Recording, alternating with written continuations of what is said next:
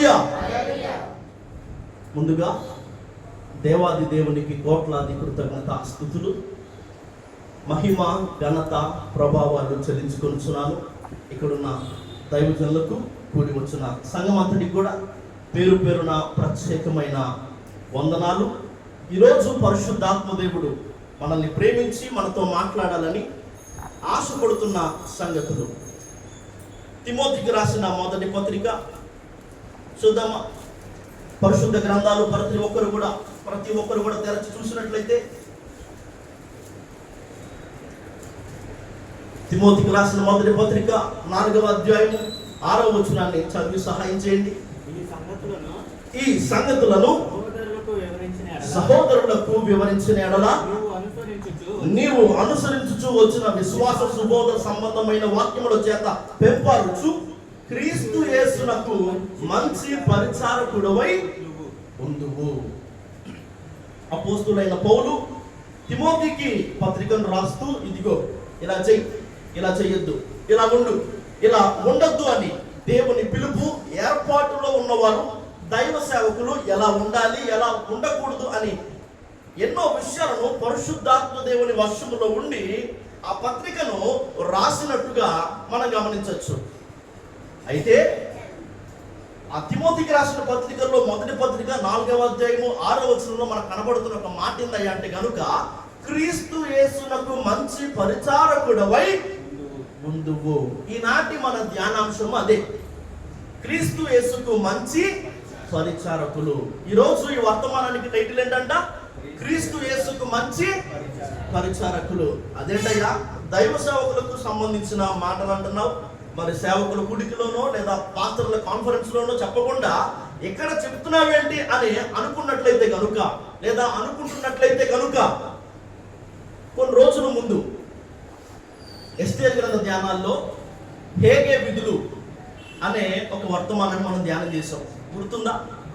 వెతకాలి, సమకూర్చాలి, శుద్ధి చేసి సిద్ధపరచాలి, అతి శ్రేష్టమైన స్థలం ఉంచాలి, ఇవి హేగే విధులు అని మాట్లాడుకొని పరిశుద్ధాత్మ దేవుని కార్యాలకు మనం ఏం చేసాం? వాటిని పోల్చి చూసాం.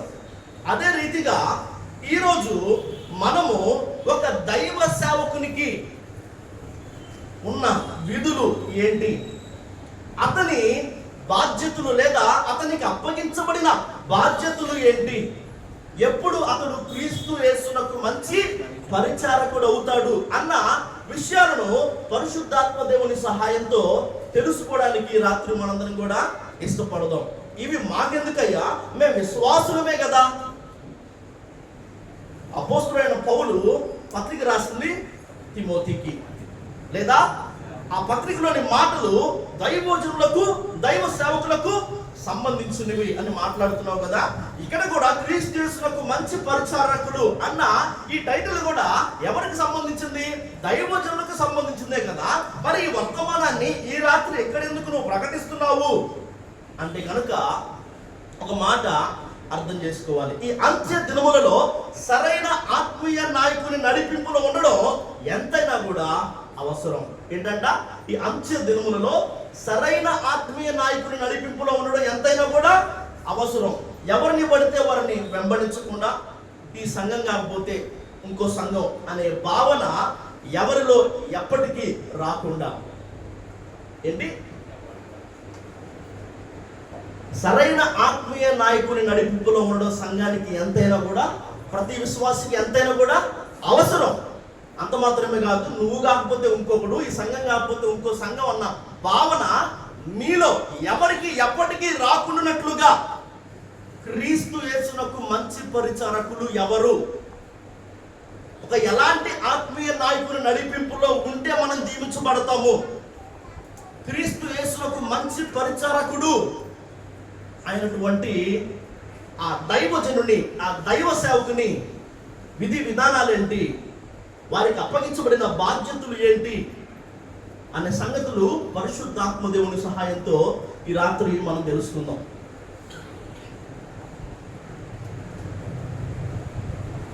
లేఖనములలో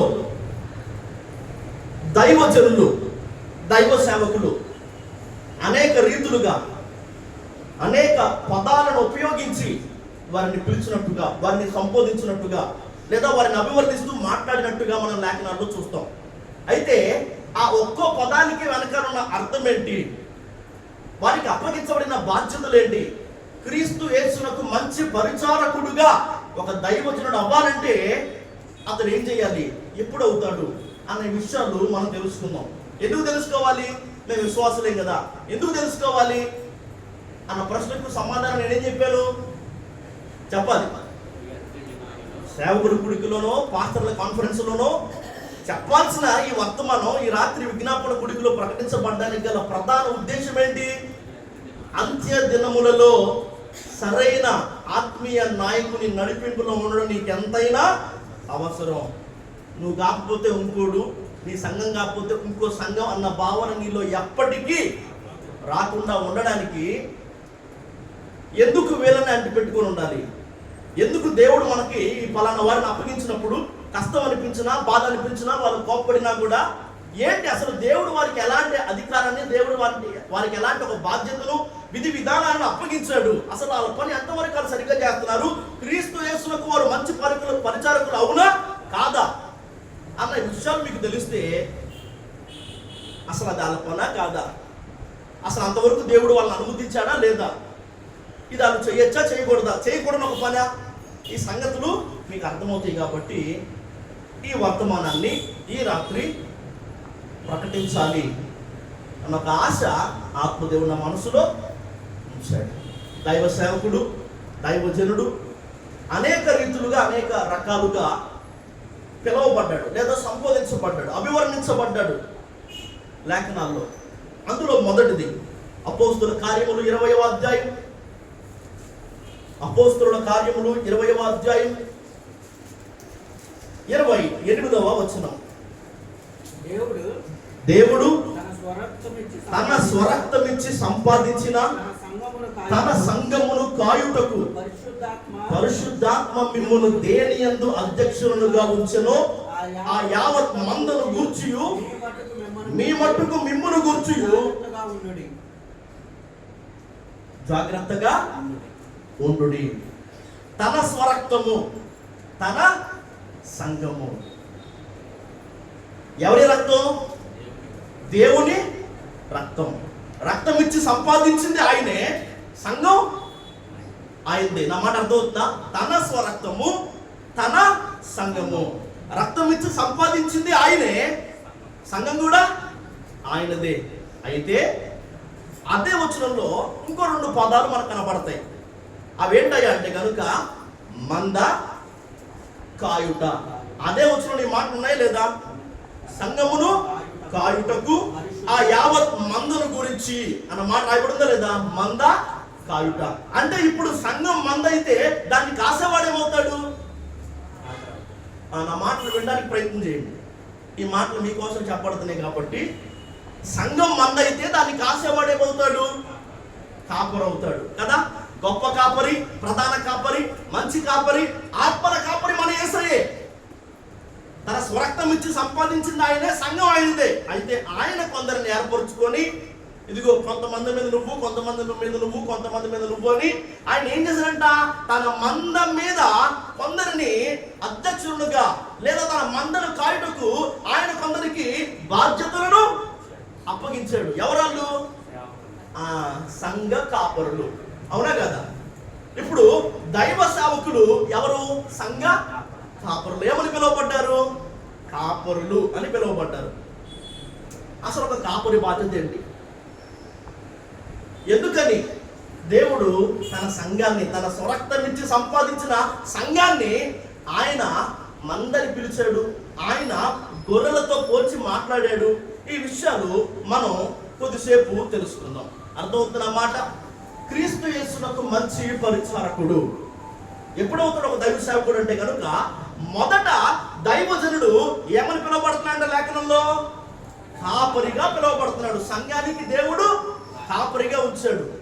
అయితే అసలు కాపరి బాధ్యతలు ఏంటి? అసలు ఎందుకని దేవుడు తన మందను లేదా తన సంఘాన్ని ఆయన మందగా, గొర్రెలుగా అభివర్ణించాడు, పోల్చి మాట్లాడాడు అంటే కనుక ఉన్న జంతువులన్నిటిలో కూడా ప్రతిదానికి కాపరిపై ఆధారపడి బ్రతికే ఒకే ఒక జంతువు గొర్రె. నా మాట మీకు అర్థమవుతుందా?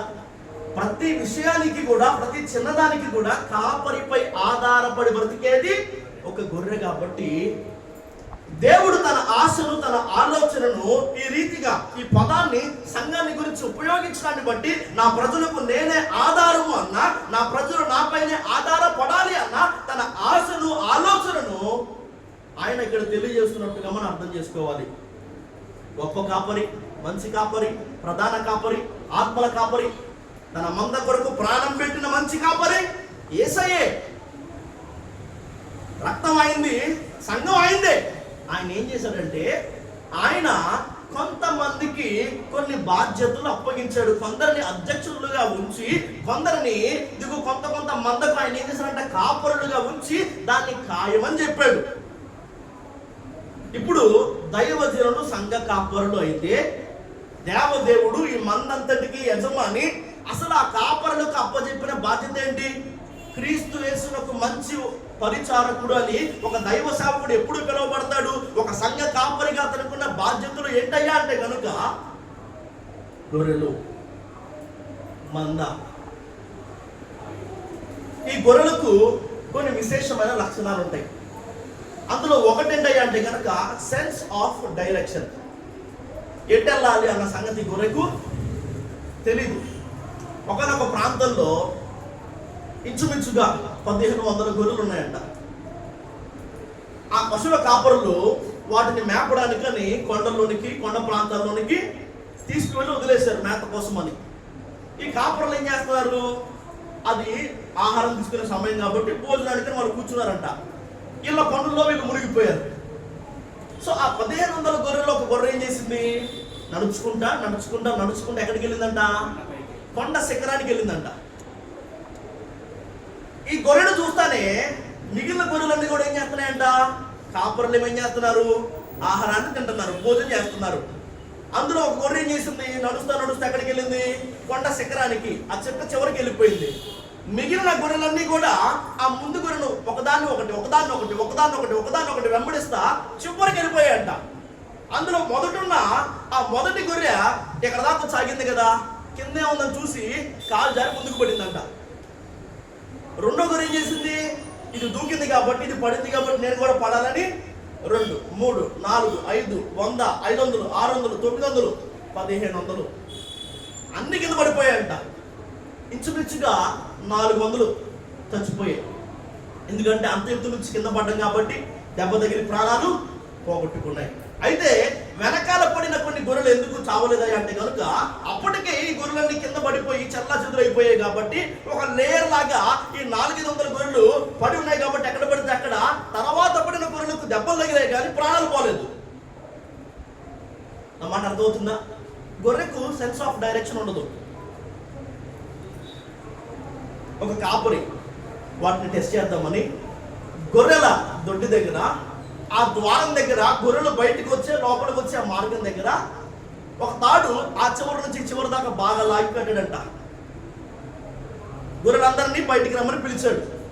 ఆ శబ్దం చేయగానే మొదటి గొర్రె వచ్చింది, తాడు ఉంది కదా, దూకిందంట. రెండోది వచ్చింది, మూడోది వచ్చింది, తాడు ఉంది కదా, దూకే. 10 గొర్రెలు దాటంగానే కాపరి ఏం చేశాడంటే కనుక ఆ తాడు తీసేశాడంట. మిగిలిన 100 గొర్రెలు కూడా అక్కడ తాడు లేకపోయినా కూడా ముందు గొర్రెలు దూకే కాబట్టి అవి కూడా అలాగే దూకే. ఇది ఒక కథ కాదు. కావాలంటే మీకు ఎప్పుడైనా కానీ గొర్రెల మందలు ఉంటే, లేదా మందలున్న దగ్గర మీరు చూడాలనుకుంటే ఈ పని చేయండి. ముందు ఒక గొర్రె ఏం చేసిందో అన్ని గొర్రెలు అవే చేస్తూ ఉంటాయి. ఎందుకంటే వాటికి సెన్స్ ఆఫ్ డైరెక్షన్ అనేది ఉండదు. ఈరోజు మనకు అర్థం కావాల్సిన ఒక పని, ఒక విషయం పెట్టే తెలుసా? దేవుడు తన మందను కాయడానికి సంఘ కాపురులను నియమించాడు. వాళ్ళకు కొన్ని బాధ్యతలను దేవుడు అప్పగించాడు. అందులో ఒక ప్రధానమైన బాధ్యత ఏంటంటే అంటే కనుక, మందను సరైన దిశగా నడిపించాల్సిన బాధ్యత ఎవరిది? సంఘ కాపురిది. అయితే ఈ మందలోని గొర్రెలు వెంబడించాల్సింది గొర్రెలనా, కాపరినా? నా మాట మీకు అర్థం కావాలి. మందలోని గొర్రెలు వెంబడించాల్సింది గొర్రెలనా, కాపరినా? గొర్రెనే వెంబడిస్తే కనుక ముందున్న గొర్రెలు నష్టపోయినట్టుగానే నష్టం తప్పదు. నేను క్రీస్తును పోలి జీవిస్తున్న ప్రకారం మీరు నన్ను పోలి జీవించండి అని చెప్పగలిగిన ఆ దైవజనుని మాదిరి అనుసరించేదిగా సంఘం ఖచ్చితంగా ఉండాలి. అంటే దానికి ఖచ్చితంగా ముందు కాపరి సరిగ్గా నడవాలి, ఆ తర్వాత మంద కాపరిని అనుసరిస్తూ నడవాలి. కాపరి ఒక మంచి మాదిరి చూపించాలి, తర్వాత మందంతా కూడా సంఘం అంతా కూడా మంచి మాదిరిని అనుసరించాలి. ఇప్పుడు 2 గొర్రెలు కలిసి వాటికి ఏమో మాట్లాడుకొని మనం ఎలా చేద్దాం అనుకుంటే 10 గొర్రెలు కలిసి ముందు వరకు నడిచింది కాబట్టి మనం కూడా అదే దారిలో నడుద్దాం అనుకుంటే నష్టం చెప్పాలి, మీ నోటితో చెప్పాలి. గొర్రెను వెంబడిస్తే నష్టం తప్పదు. గొర్రె వెంబడించాల్సింది కాపరిని. మా మాటలు మాకు, మీ మాటలు మీకు. ఆత్మదేవుడు మాట్లాడుతున్నాడు కాబట్టి మాకు సంబంధించిన మాటలు మేము తీసుకుంటాం, మీకు సంబంధించిన మాటలు మీరు. మిమ్మల్ని సరైన త్రోవలో నడిపించాల్సిన బాధ్యత దేవుడు మాకు అప్పగించాడు. అంటే ముందు మేము సరిగ్గా ఉండాలి, ముందు మేము సరైన మాదిరిని చూపించాలి. మాకు సంబంధించింది. మరి మీకు సంబంధించింది ఏ గొర్రె ఒక గొర్రెను వెంబడించకూడదు. ఈ మాట ఎందుకు చెప్పింది తెలుసా?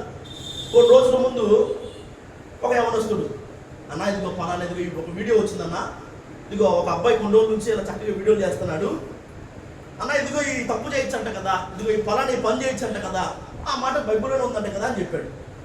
నాకేం అర్థం కాదు. సరే ఒకసారి ఈ భోజనం అంతా అయిపోయిన తర్వాత చూద్దాము, ఒకసారి ఆ 2 పంపించనగానే పంపించాడు. పంపించిన తర్వాత నేను దానికి సంబంధించిన సమాధానాన్ని ఆ వ్యక్తికి అప్పుడే నేను తెలియజేశాను. తర్వాత ఇంటికి అసలు ఈ వ్యక్తి ఎవరు, ఏం చేస్తున్నాడని చెప్పని ఆ పలానా ఆ యువకుని ప్రొఫైల్ అంతా చూశా. కొత్తగా వచ్చాడు, ఒక విశ్వాసి, నోటికి వచ్చింది, మనసుకు దోచింది చెప్పేస్తున్నాడు. అర్థమవుతుందా?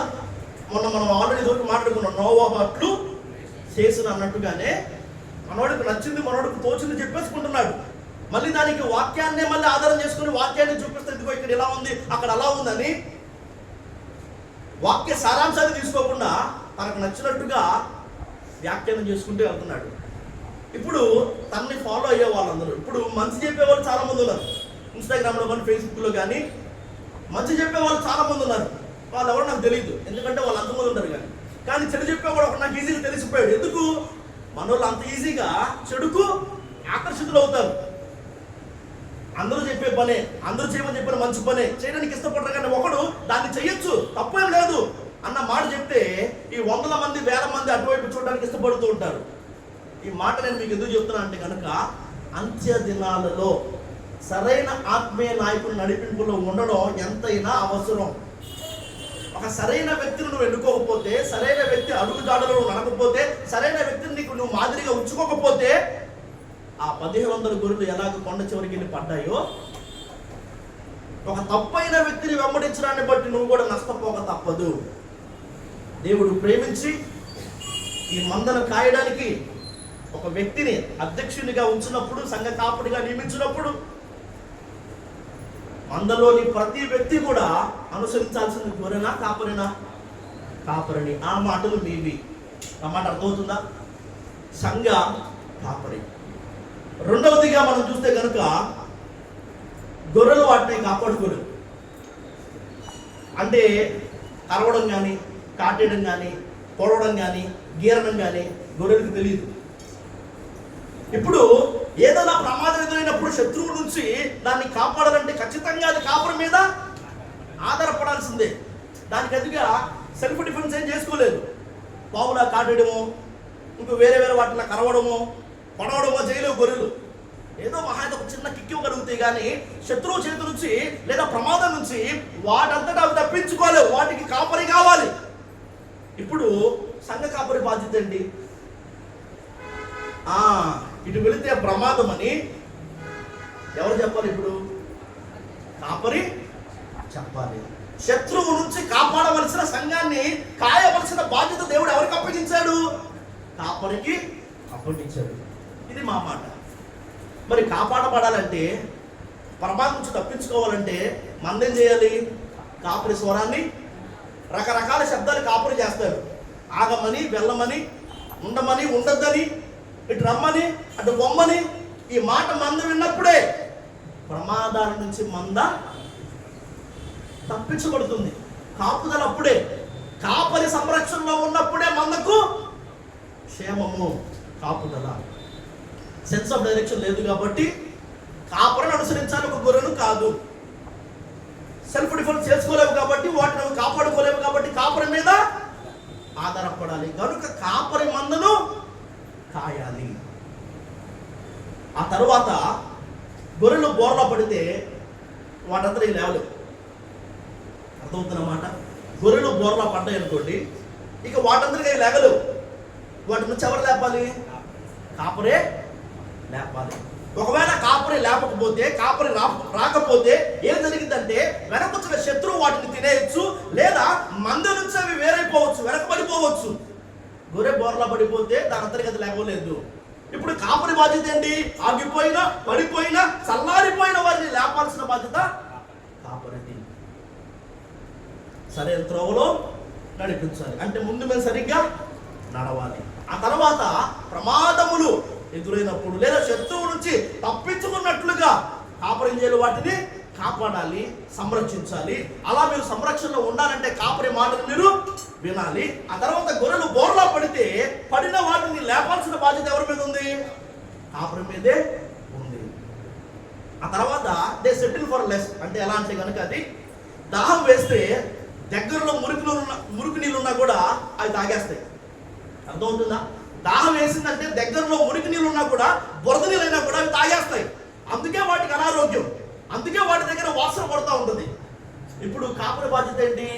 ఏది మంచిది, ఏది చెయ్యాలి, ఏది వద్దు, ఏది కావాలి అని మందకు నిర్దేశించే బాధ్యత దేవుడు ఇప్పుడు సంఘ కాపరికి అప్పగించినట్ట. దానికి ఇది మంచిదనుకొని చేసేసింది. దాని దగ్గరలో ఈ నీళ్ళు ఉన్నాయి కాబట్టి అది బుడత నీళ్ళు కానీ తాగిది, అందుకే అనారోగ్యం, అందుకే వాటికి వాసన. ఇప్పుడు కాపరి బాధ్యత ఏంటి? ఏం చెయ్యాలి, ఏం చేయకూడదు, ఇది మంచిది, ఇది మంచిది కాదని చెప్పే బాధ్యత కాపరికి ఉంది. ఆ మాట వినాల్సిన బాధ్యత మందది. లేకపోతే అనారోగ్యం, లేకపోతే వాసన. అర్థమవుతున్న మాట. ఆ తర్వాత గొర్రెలు వాటి గాయాలు కట్టుకోలేవు.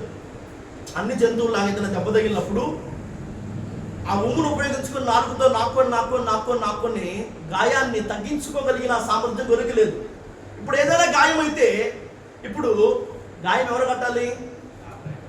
కాపరే కట్టాలి. ఇప్పుడు కాపరి బాధ్యత ఏందయ్యా అంటే కనుక గాయములను కట్టాలి. కాపరిగా దేవుడు తను ఏర్పరచుకున్న తన సేవకుణ్ణి పిలిచాడు. మందగా ఆయన తన సంఘాన్ని అభివర్ణించాడు. దానికి గల ఒక కారణం ఏంటయ్యా అంటే ఖచ్చితంగా మంచి కాపరి, ప్రధాన కాపరి, ఆత్మల కాపరి, గొప్ప కాపరి మన దేవుడే. ఆయన తన మందను కాయుటకు కొంతమందిని ఆయన నియమించి పెట్టాడు.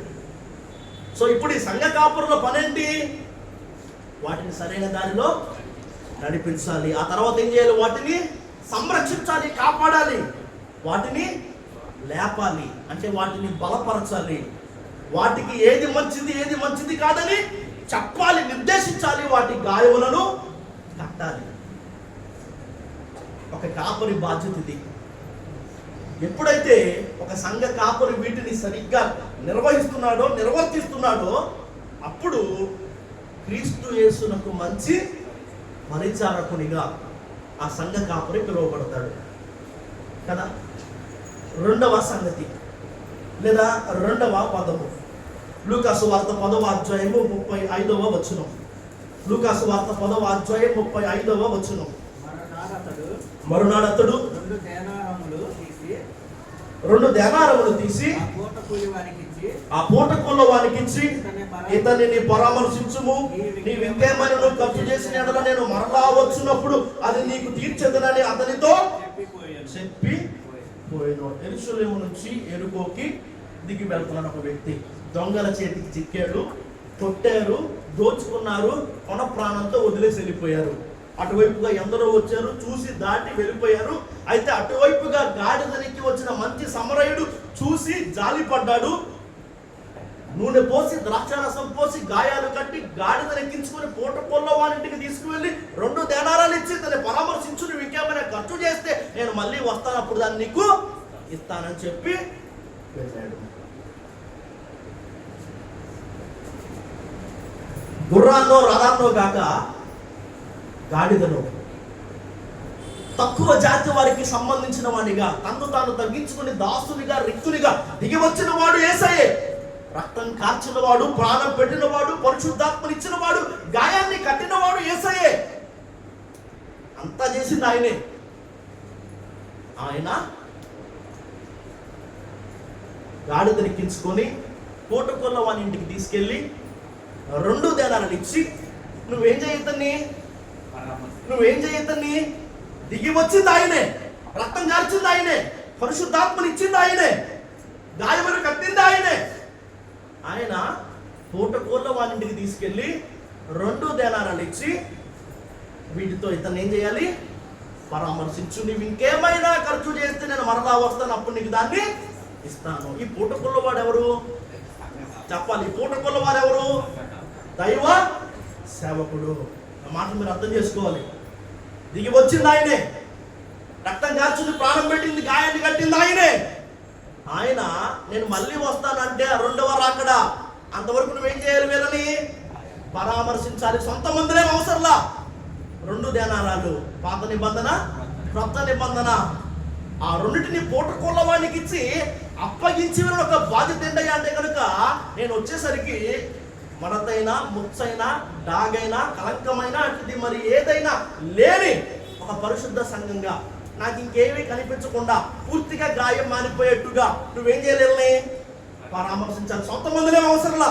పాత నిబంధన, క్రొత్త నిబంధన ఏమున్నా కూడా పరిశుద్ధ గ్రంథంలో నుంచే ఉపయోగించి తీసి గాయములను మాన్పాలిక పూర్తిగా ఇక గాయం కనపడకుండా చేసేయాలి.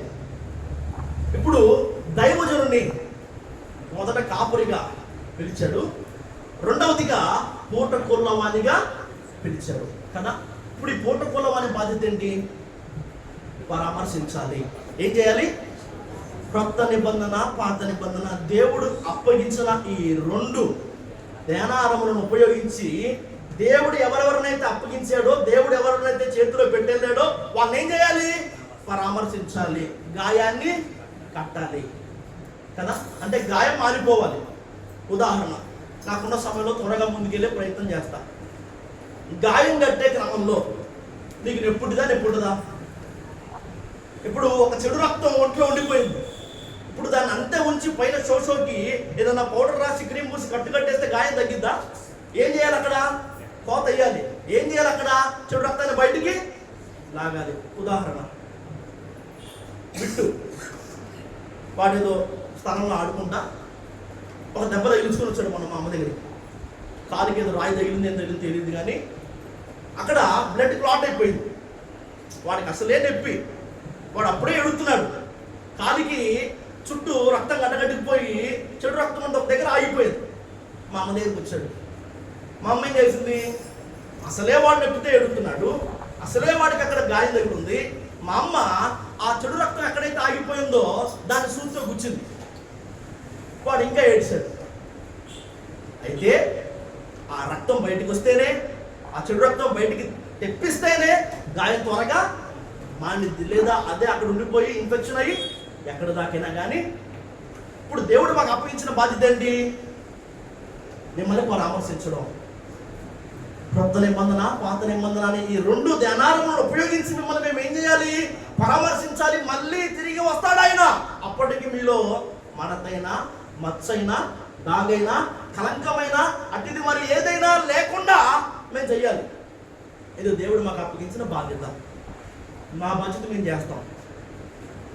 నొప్పి పుట్టినా, బాధ అనిపించినా ఆయన వచ్చేసరికి ఆయన ముందు తలదించుకోకుండా, ఆయన ముందు సిగ్గుపడనక్కర లేకుండా ఆయన ఎదుర్కోవాలి. ఆయన ముందు నిలబడాలంటే కనుక మీరేం చేయాలి?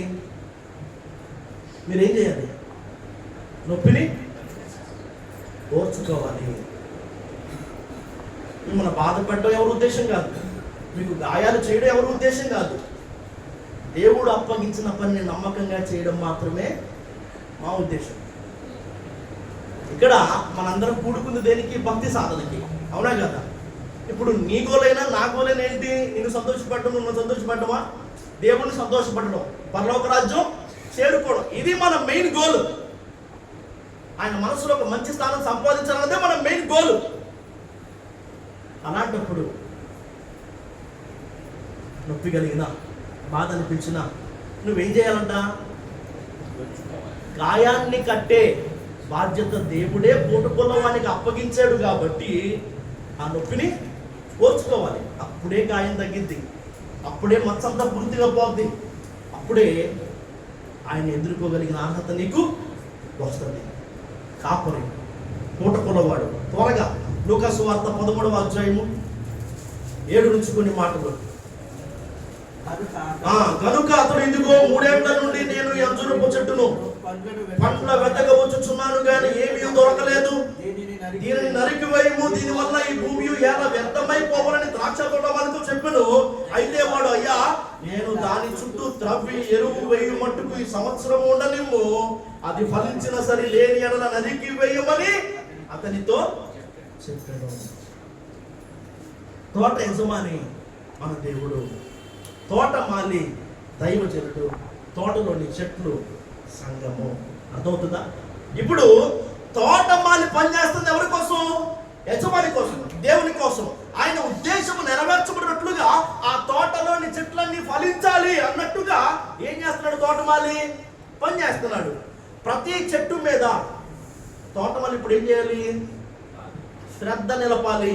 ప్రతి చెట్టు మీద తోటమాలి ఏం చేయాలి? శ్రద్ధ నిలపాలి. ఎందుకంటే తోట యజమాని ఉద్దేశానుసారముగా ఈ చెట్టు ఫలించాలి.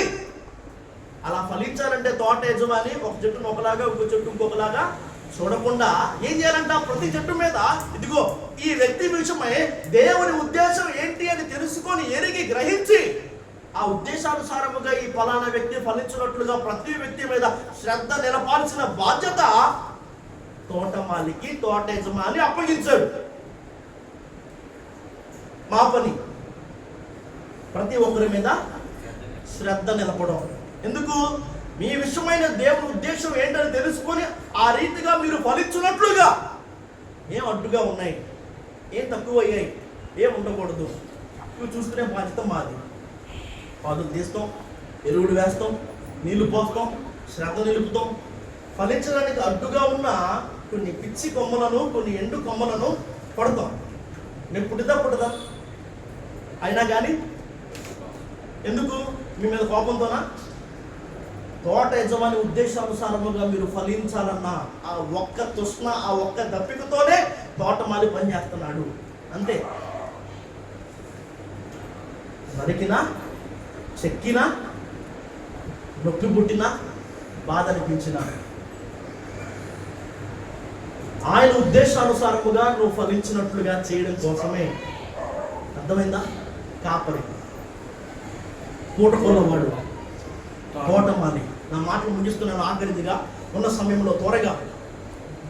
పాత నిబంధన గ్రంథంలో దైవజనుడు, దైవ సేవకుడు ఏమని పిలువబడ్డాడు చెప్తారు ఎవరైనా?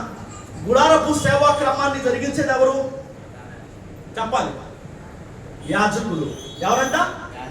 కాపరి, పూటకొల్లవాడు, తోటమాలి, ఆఖరిదిగా ఉన్న సమయాన్ని బట్టి యాజకుడు. సంఖ్యాకాండం 18వ అధ్యాయంలో వారి విధి విధానాలు, వారికి అప్పగించబడిన ప్రతి బాధ్యతలు స్పష్టంగా ఇంకా అనేకమైన చోట్ల తెలియజేయబడ్డాయి. అయితే యాజక మర్యాదలు, వారి విధి విధానాలు ఎన్నో.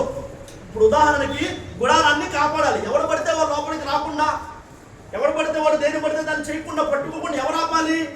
ఇప్పుడు ఉజ్జా వచ్చాడు, ఒక రాజు అయినా కానీ అతడు చేయకూడని పని చేస్తున్నాడు. ఎవరు కాపాడ్డారు? యాజకుడు. అర్థమవుతున్న మాట? ఇప్పుడు గుడారాన్ని కాపాడాల్సిన బాధ్యత ఎవరిది? యాజకుడిది. అనుదిన బలులు అర్పించాల్సిన బాధ్యత ఎవరిది? యాజకుడిది. ధూపం వేయాల్సిన బాధ్యత ఎవరిది? యాజకుడిది. ధర్మశాస్త్రం ఉపదేశించాల్సిన బాధ్యత ఎవరిది? యాజకుడిది. 3 భాగాలు. త్వరగా చెప్తున్న సమయం అయిపోతుంది కాబట్టి. ఆవరణము, పరిశుద్ధ స్థలము, అతి పరిశుద్ధ స్థలము. ఆవరణంలో ఏమున్నాయి? బలిపీఠము, గంగాలం. పరిశుద్ధ స్థలములో సముఖపు రొట్టెల బల్ల, దీప వృక్షము, ధూప వేదిక. తెరకు అవతల అతి పరిశుద్ధ స్థలంలో ఏమున్నాయి? నిబంధన మందసము, కరుణాపీఠము. నిబంధన మందసములో చిగురించిన అహరోను కర్ర, మన్నాగల బంగారు పాత్ర, నిబంధన పలకలు. ఓకేనా? ఒక్కో దానికి ఒక్కొక్క అర్థం ఉందని కొన్ని రోజుల ముందు మనం ధ్యానం చేసాం. ఆవరణము ఏమేమి ఉన్నాయి? బలిపీఠము, గంగాళము, సమర్పణ, శుద్ధీకరణ. లోపలికి వస్తే ఏమున్నాయి? దీపవృక్షం, అభిషేకము, సన్నిధి రొట్టెల బల్ల, సహవాసము, ధూపవేదిక, ప్రార్థన.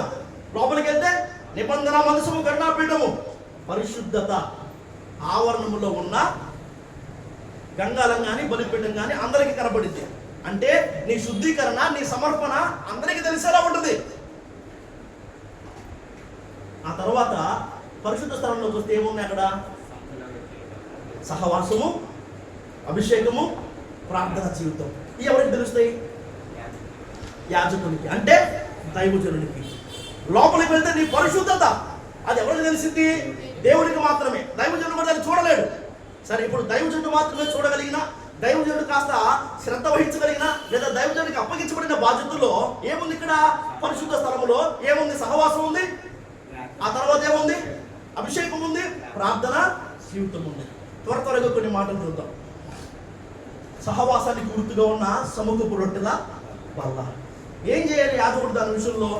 లేవియాకాండం 24వ అధ్యాయం, త్వరగా లేవియాకాండం 24వ అధ్యాయం 5, 6, 8 వచనాలు.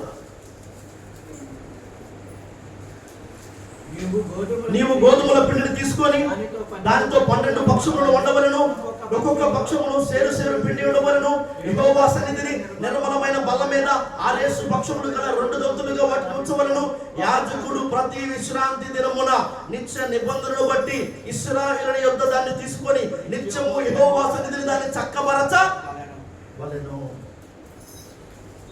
అసలు ఆ బల్ల మీదకి రొట్టె రావాలంటే దాని ప్రయాణం ఎక్కడ మొదలైంది? పొలంలో మొదలైంది. పొలంలో నుంచి కోయబడింది, కొట్టులోనికి చేరింది, అక్కడి నుంచి రోడ్డులోనికి వచ్చింది, మెత్తనైన పిండిగా మారి పెనం మీదకి వచ్చింది, కాల్చబడి ఇప్పుడు బల్ల మీదకి వచ్చేది. దీని వెనకాల ఉన్న ఆ ఆత్మీయ అర్థాన్ని కూడా మనం ముందు రోజుల్లో ధ్యానం చేసాం. పొలం అంటే లోకమని, అక్కడి నుంచి మనం కోయబడాలని, కొట్టు అంటే సంఘమని. ఆ సంఘములో మనము రోలు లేదా రోటిలో దంచబడ్డం అంటే కనుక వాక్యము, ప్రార్థన ఒకదాన్ని ఒకటి తర్వాత ఒకటి మనల్ని దంచి మెత్తదిగా మార్చిన తర్వాత పరిశుద్ధాత్మ అగ్ని చేత మనము లోపల పచ్చంతా పోయేటట్టుగా కాల్చబడి ఇప్పుడు ఎక్కడికి రావాలి? పళ్ళ మీదకి వచ్చి చేరాలి. వచ్చిన అది వారానికి 7 రోజులు కూడా అక్కడ సన్నిధిలో ఉండాలి. ఇలా ఈ మాటలన్నీ మనం ముందు ధ్యానం చేసాం. అయితే ఈ రాత్రి మళ్ళీ మీకు వాటిని దేనికి జ్ఞాపకం చేస్తున్నట్టే కనుక యాజకుడు ఏం చేయాలి? ఆ చదివిన మాట ఉంది, యాజకుడు ప్రతి విశ్రాంతి దినమున నిత్య నిబంధనలు బట్టి ఇశ్రాయేలు యొద్ద దాన్ని తీసుకొని నిత్యము యెహోవా సన్నిధిని దాన్ని చక్కపరచాలి. అర్థమవుతుందా? దాన్ని ఏం చేయాలంటే ఇప్పుడు చక్కపరచాలి. ఒక యాజకుని బాధ్యత ఎన్నో. వాటిలో మనం రాత్రి ధ్యానిస్తుంది ఏంటంటే కనుక చక్కపరచాలి. నువ్వు మందిరానికి వచ్చావు కదా, నా ఇష్టం ఇంతే, నేను ఇలానే ఉంటాను, నేను ఇలానే పెరుగుతాను, నేను ఇలానే బ్రతుకుతాను అని అనడానికి వీలేదు. ఎందుకంటే దేవుడు యాజకునికి ఒక బాధ్యత అప్పగించాడు. యాజకుడు ఏం చేయాలంట? నిత్యము కూడా వాటిని చక్కపరచాలి. ఎలా ఉండాలి, ఎలా ఉండకూడదు, వంకర టింకరగా తిరగడానికి, అడ్డదిడ్డంగా పడిపోయి ఉండడానికి వీల్లేదు. యాజకుడు వాటిని ఏం చేయాలంట? చక్కపరచాలి. తర్వాత మాట చూద్దాం. అదేంటయ్యా అంటే కనుక నిర్గమకాండం 27వ అధ్యాయం 20వ వచనం. నిర్గమకాండం 27వ అధ్యాయం 20వ వచనం. మరియు దీపము నిత్యము వెలుగుచున్నట్లు ప్రదీపమునకు దంచి తీసిన అచ్చము ఒలీవల నూనె తేవలను అని ఇశ్రాయేలులకు ఆజ్ఞాపించిన మాట అక్కడ రాయబడి ఉంది. ఈ దీపవృక్ష విషయంలో యాజకుని బాధ్యత ఏంటి అంటే కనుక దీపం ఎప్పుడు కూడా వెలుగుతూనే ఉండినట్లుగా దానికి నూనె పోస్తూ ఉండాలి. ఒకవేళ ఆ ఒత్తి నల్లగా మాడిపోతే దాన్ని ఏం చేయాలి? నలపాలి. లేదంటే దాన్ని ఏం చేయాలి? కత్తిరించాలి. ఆ మాటకు అర్థం ఏంటంటే కనుక ఆ తర్వాత మాటలో మనం చూస్తాం, సాక్ష్యపు మందసము ఎదుటిన్న తెరకు వెలుపల ప్రత్యక్షపు గుడారములో అహరోనును అతని కుమారులను సాయంకాలం మొదలుకొని ఉదయము వరకు యెహోవా సన్నిధిని దాన్ని సవరింప వాళ్ళు. ఇందాకేమో సముఖపు రొట్టెల బల్ల విషయంలో దాన్ని చక్కపరచాలని చూసాం. ఇక్కడ దీపవృక్ష విషయంలో దాన్ని ఏం చేయాలంట? సవరించాలి. ఇప్పుడు యాజకునికి ఒక బాధ్యత ఉంది, సవరించాల్సిన బాధ్యత. క్రమపరచాలి, అవసరమైతే కత్తిరించాలి, నలపాలి, నూనె పోయాలి. నా మాటలు ముగిస్తానికి సమయం అయిపోయింది కాబట్టి క్రీస్తు యేసునకు మంచి పరిచారకుడు అని ఒక దైవజనుడు ఎప్పుడు పిలువబడతాడు? బలా నమ్మకమైన మంచి దాసుడు అన్న సాక్ష్యాన్ని దేవుడి నుంచి ఆ వ్యక్తి ఎప్పుడు పొందుకుంటాడే అంటే కనుక మొదట ఆ వ్యక్తి కాపరిగా పిలువబడ్డాడు. మందను నడిపించాలి, కాపాడాలి, లేపాలి, బలపరచాలి, హెచ్చరించాలి, గాయాలు కట్టాలి. రెండవది తోటకూల వాణిగా పరామర్శించాలి, తోట మాలిగా యజమాని ఉద్దేశానుసారముగా ఫలించినట్లుగా ప్రతి చెట్టు మీద శ్రద్ధను నిలపాలి, యాజకునిగా చక్కబరచాలి, సవరించాలి. ఈ బాధ్యతలన్నీ దేవుడే అప్పగించాడు. వీళ్ళ అజమాయిషి ఏంటి, లేదా వీళ్ళ పెత్తనం ఏంటి, వీళ్ళు మా పిల్లలు అనేది ఏంటి, వీళ్ళు నా గురించి మాట్లాడేది ఏంటి, నా గురించే వాక్యం చెప్పాడు వాళ్ళ. ఇప్పుడు దేవుడు ఉత్తరం నీకు రాస్తే నీ పేరు ఉండదా, నా పేరు ఉండదా? ఆయన నీతో మాట్లాడాలనుకుంటే నీతో మాట్లాడతాడా, ఇంకెవరితో మాట్లాడతాడా? రెండు నిమిషంలో వాటి కలిగిన కట్టం ఎవరికి ఏ రీతిగా వాక్యం అందాలో, ఎవరిని ఏ రీతిగా వాక్యం సంధించాలో సంధిస్తానే ఉంటుంది. పరిశుద్ధాత్మదేవుని కార్యం. ఎందుకు ఇప్పుడు బాధ కలిగినా, నొప్పి కలిగినా, కత్తిరించినా, సవరించినా, చక్క చేసినా, నరికినా, అంటుకట్టినా, ఎరువులు తీసినా, పాదులేసినా, ఏం చేసినా దేనికి? ఇది దేవుడు అప్పగించిన బాధ్యత, అంతేనా? దైవజనునికి క్రీస్తు యేసునకు మంచి పరిచారకుడు, బలా నమ్మకమైన మంచి దాసుడు, సిగ్గుపడనక్కర్లేని పనివాడు. ఇలా ఈ మాటలు వినాలి అంటే, లేదా ఈ రీతిగా ఎంచబడాలంటే అప్పగించబడిన ప్రతి బాధ్యత సక్రమంగా నిర్వర్తించాలి. నిర్వర్తిస్తాడు. మందేం చేయాలి, సంఘం ఏం చేయాలి? అది దేవుడు వారికి అప్పగించిన బాధ్యతని తెలిసి వారి మాట వినాలి. తర్వాత భావనకి నేను వెళ్ళడానికి సమయం లేదు కాబట్టి నా మాటని త్వరగా ముగిస్తున్నాను. మీలో యెహోవాకు భయపడి తన సేవకుని మాట వినువాడు ఎవడన్న మాట లేకుండా రాయబడింది. ఆ మాట అర్థమవుతుందా? మీ పైన నాయకులుగా నియమించబడిన వారు, మీ ఆత్మను కాల్చున్న వారు కనుక దుఃఖంతో వారు ఆ పని చేసిన అది మీకు నిష్ప్రయోజనం కనుక వారి మాట మీరు వినండి అన్న మాట రాయబడింది. సేవకుని ప్రేమించండి, సేవకుని గౌరవించండి, సేవకుని మాట వినండి, సేవకుల కోసం ప్రార్థన చేయండి. కోరాహలాంటి తిరుగుబాటులు, అనవసరమైన మాటలు, నిందలు, వెక్కిరింతలు ఇలాంటి ఏవి మన సంఘంలో ఉండడానికి వీల్లేదు. మా బాధ్యత దేవుడు మాకు అప్పగించినట్టుగా ఖచ్చితంగా సక్రమంగా నిర్వర్తిస్తాం. ఎందుకు తెలుసా? క్రీస్తు యేసునకు మంచి పరిచారకుడు అని మేము పిలవబడినట్లుగా, సిగ్గుపడనక్కర్లేని పనివారిగా దేవుణ్ణి ఎదుర్కొన్నట్లుగా, అలా నమ్మకమైన మంచి దాసుడని ఆయన చేత పిలిపించుకున్నట్లుగా మేమేం చేయాలో మేము అది చేస్తాం. ఈ బాధ్యత దేవుడు మాకు అప్పగించడన్న స్పృహ కలిగి, మీకు బాధ వేసినా, మీకు నొప్పి కలిగినా మీరేం చేయాలి? మా నోటికి వచ్చి మేము మాట్లాడతాం, మీరు పడండి, వినండి అంటలేదు. భక్తి సాధనలో, పరలోక రాజ్యాన్ని చేరుకోవడంలో, దేవుడి మనసును గెలుచుకోవడంలో, ఆయన కోరుకున్న పరిశుద్ధతను సంపూర్తి చేసుకోవడంలో మేమేం చేయాలో, మమ్మల్ని దేవుడు ఏం చేయమన్నాడో మేము అది చేస్తాం. అది చేస్తున్నప్పుడు మీకు బాధ కలిగినా దాన్ని భరించండి. ఎందుకంటే అది మీ మేలుకే, అది మీ మంచికే. దేవుడి మాటలు దీవించును గాక. ఆమేన్.